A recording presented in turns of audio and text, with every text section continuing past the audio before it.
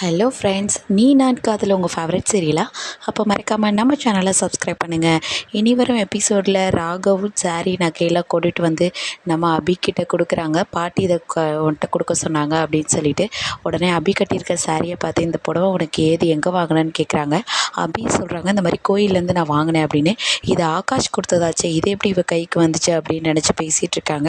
அதுக்கப்புறமேட்டுக்கு அபி ஜுவல்லெல்லாம் போடுறாங்க. அப்போ அவங்களால போட முடியல. உடனே ராகவ் அதுக்கு ஹெல்ப் பண்ணுறாங்க. அப்போ ஒருத்தர் பார்த்துக்கிறாங்க.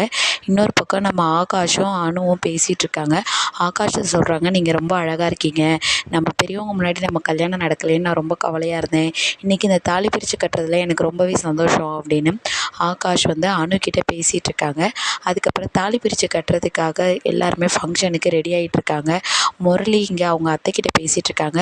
இவங்க 4 பேருமே சந்தோஷமாக இருக்கிற மாதிரி தெரில, ஆனால் சந்தோஷமாக இருக்கிற மாதிரி வெளியில் நடிச்சிட்ருக்காங்க. அதுவும் குறிப்பாக ராகவும் அபியும் நம்மளை வெறுப்பேற்றுறதுக்காகவே எல்லாத்துக்குமே ஒத்துக்கிற மாதிரி எனக்கு தோணுது அப்படின்னு சொல்லி பேசிகிட்டு இருக்காங்க. முரளியை பார்த்து நம்ம அபியோட அத்தை, என்ன ஏதாவது ரகசியம் பேசிகிட்டு இருக்கீங்களா அப்படிங்கிற மாதிரி ரொம்பவே திமிராக கேட்குறாங்க. அதுக்கு முரளி என்ன பதில் சொல்கிறதுன்னு தெரியாமல் முழிச்சிட்ருக்காரு.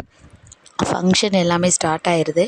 நம்ம ஆகாஷ் நம்ம அணு கழுத்தில் தாலி கயிற்றை மாற்றிடுறாரு. நம்ம ராகவ் கரெக்டாக நம்ம அபி கழுத்தில் மஞ்சள் கயிற்றை கட்ட போகும்போது நம்ம முரளி ஃபிக்ஸ் வந்த மாதிரி உடனே நடித்து கீழே விழுறாரு. உடனே நம்ம ராகவ் டென்ஷன் ஆகி பெரிய கடப்பாரியை எடுக்கிறாரு.